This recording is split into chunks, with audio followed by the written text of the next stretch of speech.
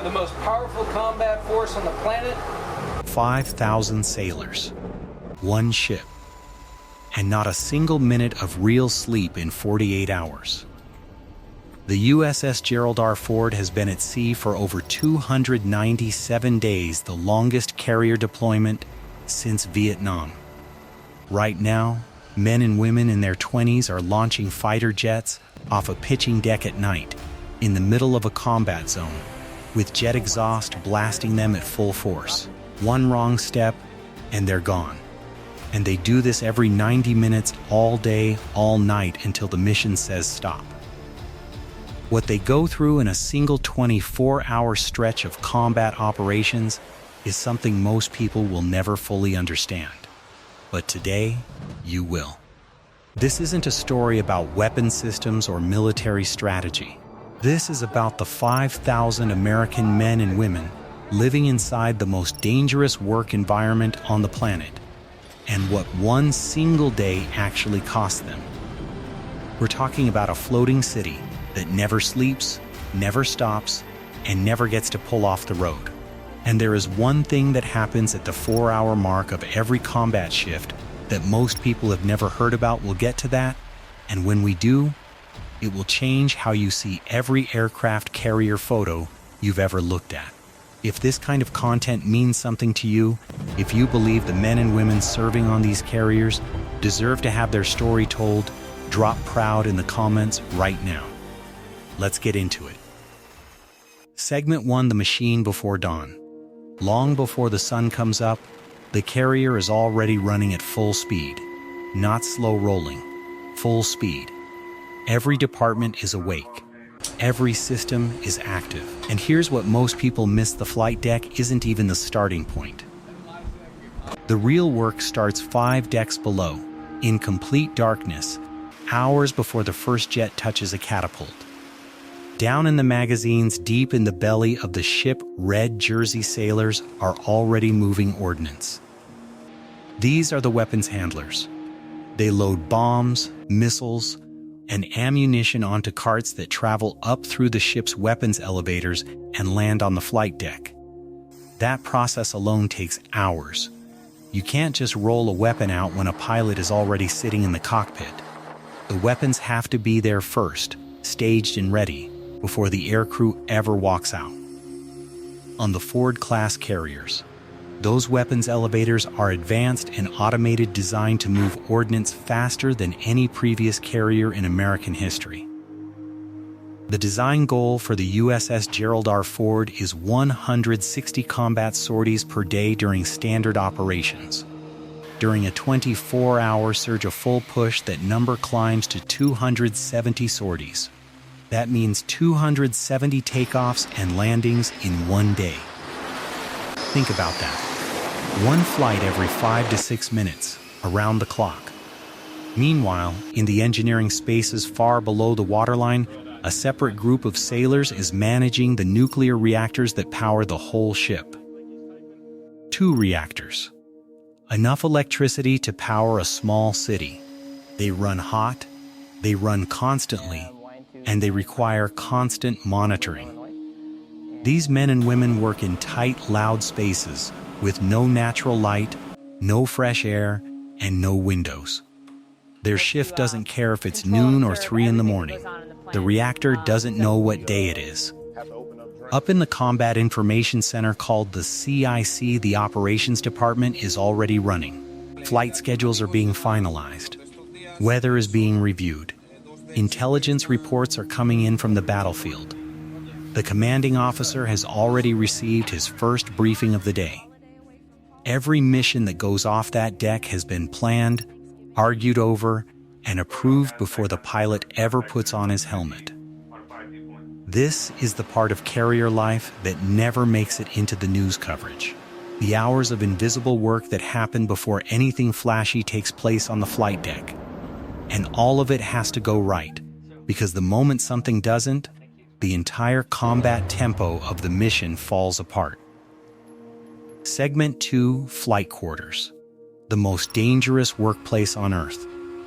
When Flight Quarters is called, everything changes. That announcement over the ship's intercom is the signal that air operations are about to begin. And what happens next is one of the most choreographed, physically dangerous, and mentally demanding things that any group of human beings does anywhere in the world. The flight deck of a U.S. Navy aircraft carrier has been officially called the most dangerous workplace on the planet. The flight deck of the USS Gerald R. Ford is about 4.5 acres. On that 4.5 acres, you have jet fighters being launched at 160 miles per hour, other jets landing with full arresting wire catches, fuel lines running hot, weapons being moved, and humans walking, sometimes running in between all of it. Every single person on that deck is wearing a color-coded jersey. This is not for show. It is a safety and communication system that has been refined over decades, because verbal communication on a flight deck during operations is nearly impossible. Jet engines run at over 120 decibels. You can't hear the person next to you, so you read the colors. Yellow jerseys control all aircraft movement. They are the directors. They signal the pilots with hand movements, guiding 60,000-pound jets across a deck with inches to spare. Blue jerseys are the plane handlers and elevator operators. They move aircraft with tractors and set the chocks and chains. Green jerseys run the catapults and arresting gear, two of the most critical systems on the entire ship. Purple jerseys are the fuel handlers, the grapes who pump aviation fuel at high pressure through lines directly to parked jets. Red jerseys handle ordnance and crash response. Brown jerseys are the plane captains. They own their specific aircraft and are personally responsible for its condition before every single flight. White jerseys handle safety and quality assurance. And landing signal officers, also in white, stand at the edge of the deck and guide every aircraft in on approach. All of these people doing all of these jobs at the same time, in the same 4.5 acres, with jets going in both directions. And they are mostly in their 20s. Here is the number that should stop you cold.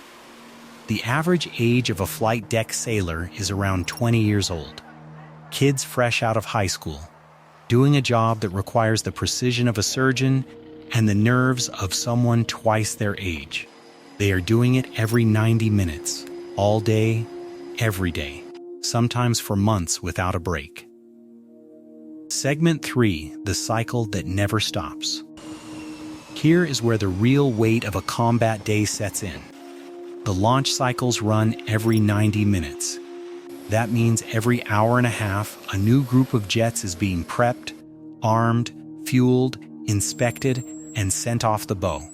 At the same time, the previous group is coming back, landing on a moving deck, being caught by 3/4-inch steel arresting wires that absorb the energy of an aircraft going from 150 miles per hour to 0 in about 2 seconds. The aircraft then has to be immediately cleared from the landing area, inspected, rearmed, refueled, and reset for the next event. For the deck crew, there is almost no transition time between events. You're not done with one cycle before the next one is already building. The green jersey sailors running the catapult system know that the aircraft on the bow is trusting them completely.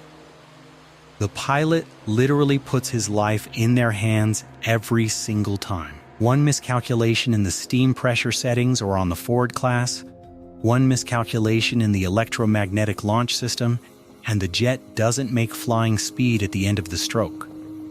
At sea, that means the water. Squadron maintenance crews run parallel to all of this. While jets are in the air, the maintainers are already working on the ones that just came back. They replace parts, check systems, fix hydraulic lines, reload countermeasures. The turnaround time between landing and the next launch is measured in minutes, not hours. And if a jet comes back with battle damage or a system fault, the pressure to get it back up compounds everything. The carrier serves food 21 hours out of every 24, not 3 meals, nearly constant service, because there is no lunchtime on a carrier running combat operations. Someone is always coming off a watch. Someone is always going on. The galley adapts to that reality, and it has since the late 1950s. Segment 4: The Night Watch and What It Costs. Night operations on a carrier are a separate level of difficulty. Landing on a carrier in daylight takes extraordinary skill. Landing at night, in total darkness, on a deck that is moving in 3 dimensions at sea, that is something that even experienced naval aviators consider among the most difficult things a human being can do in an aircraft. The landing signal officers, the LSOs, stand at the edge of the deck and use a set of lights and radio calls to guide pilots in. They can wave off a landing at any moment if something looks wrong. That call wave off means the pilot adds full power and goes back around. And sometimes they call it. Because a bad approach on a carrier at night is not something you get to walk away from. For the deck crew supporting night operations, the challenge is physical as much as it is mental. Jet exhaust heat at night on a metal deck. Wind off the bow at 30 knots. The roar of engines that shakes the floor underneath you. They are working in darkness, under red lights, with a constant awareness that a 60,000-pound aircraft is about to land 30 feet from where they're standing. They do this for hours. Then they go below, grab whatever sleep they can find, and come back and do it again. Here is what the research says about what that actually does to the human body. Studies have found that sleep deprivation on carriers is near universal during combat operations. U.S. Navy personnel in active combat theaters average fewer than 6 hours of sleep per day, well below what the body needs to function at full cognitive capacity. What that means in practice is that sailors are making high-stakes, life-or-death decisions while running on the equivalent of being legally impaired. They're chalking an aircraft, clearing a catapult, or reading a weapons fusing checklist, and their brain is operating at a fraction of its capacity. The long-term toll is significant. Research from the National Institutes of Health is clear that extended deployments are directly linked to higher rates of PTSD, depression, anxiety, and substance abuse, particularly when those deployments involve sustained combat exposure. And the current deployment of the USS Gerald R. Ford has become a case study in exactly that. American lawmakers have formally flagged the mental health strain on that crew. Multiple reports confirm concerns over morale, fatigue, and the psychological cost of months of high-tempo operations without adequate port calls. The USS Dwight D. Eisenhower went through something similar in the Red Sea. When that crew came home after 9 months of sustained combat, the most intense naval combat the U.S. Navy had seen since the Second World War, the Navy screened over 7,000 sailors to assess their mental health. The commander of U.S. Fleet Forces stated publicly, "We understand their weapons engagement zone environment, and we want to make sure they transition back from this deployment in good shape." That's the language of an institution that knows what it is asking of these people. Segment 5: The Ford and the Fire. A real-time example. Everything you've heard so far has been the baseline. The designed, managed, planned version of a combat day on a carrier. Now here's what happens when something goes wrong during operations, because this is the part that shows you what these crews are actually made of. On March 12, 2026, a fire broke out in the laundry facility of the USS Gerald R. Ford, while the ship was actively conducting combat sorties in the Red Sea as part of Operation Epic Fury. The U.S. Navy's initial statement described it as minor. Then the video leaked. What the footage showed was not minor. Gutted berthing compartments, charred bulkheads, melted wiring, destroyed living spaces. The crew fought that fire for 30 hours while the ship was in a combat zone, with active operations continuing around them, and with the ship's own automated fire suppression system failing to work as designed. 30 hours, while deployed in combat. after 260-plus days at sea. After months of broken sleep, constant noise, and sustained combat operations, the fire stopped sorties for 2 days. 2 days in a combat zone where the mission does not pause and where the adversary does not stop watching. What the crew of the Ford did in those 30 hours fighting a shipboard fire in a combat zone after 10 months of sustained operations is not something that gets captured in a weapons capability brief or a Pentagon press conference. It gets captured only when you understand what those men and women had already been through, every single day, before that fire ever started. Final segment: what it means to serve on a carrier. The U.S. Navy maintains 11 active aircraft carriers. Right now, fewer than half of them are available for immediate deployment, because the others are in maintenance cycles.